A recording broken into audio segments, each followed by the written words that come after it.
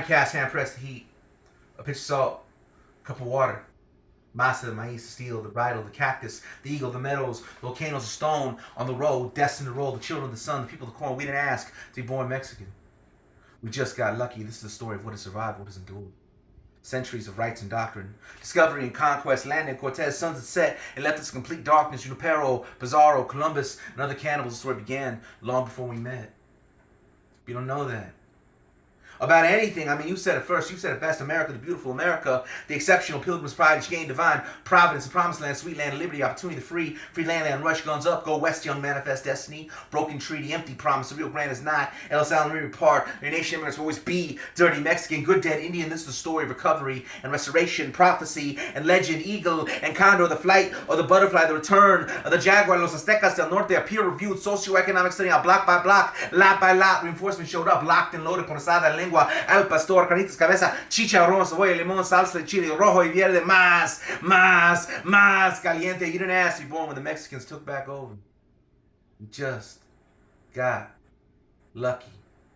Taco trucks, every corner. So I'm Matt Cedillo, and this is a 3-act poem. That poem there is Taco Trucks in Every Corner. And what is Taco Trucks in Every Corner about? So my 3-act poem, we have first our brainstorm method. And in this, we look at our topic, our details, our points. So what is our topic here? In Taco Trucks Every Corner, the topic is demographic shift. What are the details? How are we going to illuminate that that's what's really going on? Well, I'm going to take examples of the taco truck, right? I'm talking about taco truck, talking about cuisine. Then I'm going to do some songs and some anthems that are kind of indicative of Mexican culture, some kind of cultural highlights. And then I'm going to put in some speeches, etc. Right? But I'm also going to put in Americana, speeches of Americana. So then we have America the Beautiful, a few other examples. They're kind of here. And we also have Mexico El Lindo y Querido, as well as the anthem. So we have the steel, the bridle, the cactus, the eagle, obviously in reference to flag, and then the meadows, the volcanoes. Well, that comes from Mexico Lindo y Querido, and then a stone on the road, destined to roll. It comes from Chente. And then later on, we're getting to the American part, but more of it. The point is that it's happening, right? It's going down. It's going down. So Act 1, we're going to set the stage, and we're going to talk about these taco trucks. And we're going to start off with how you make a taco, and then in between there, examples of Mexican culture. Act 2, we're going to get into some more of the kind of villainous stuff, the Spanish conquest, as well as the Mexican American War.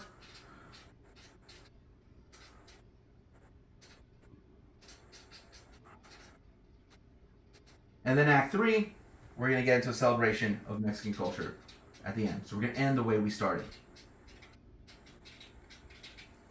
So over here, on this side over here, we have our Act 1, 2A, 2B, and 3. Most 3-act structures actually break Act 2 into 2 sections. So we're going to do that here. So in all our work, we're going to have an introduction to the hero, an introduction to the villain.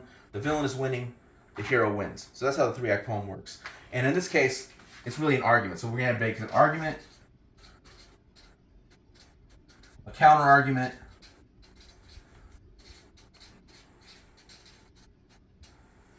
counter-argument is winning, argument wins. When I finish my poem, when I finish kind of rough draft my poem, I like to go back into a word/phrase arc.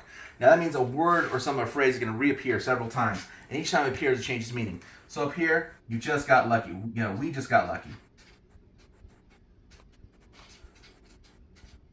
So that's a commonly heard phrase in the Chicano community. We didn't ask to be born Mexican, we just got lucky. At the end, you didn't ask to be born. When all the Mexicans showed up, you just got lucky.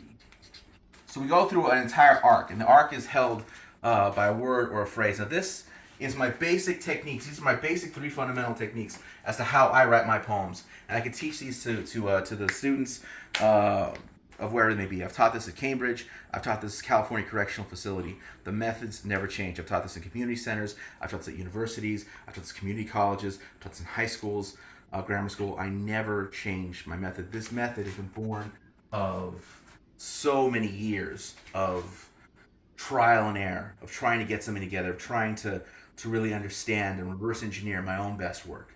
And so these methods are the methods of clarity and dynamism. How do you get across your point? How do you make that point stick? How do you return to the point? How do you make the listener feel like they've went on an intellectual, an emotional, and artistic journey?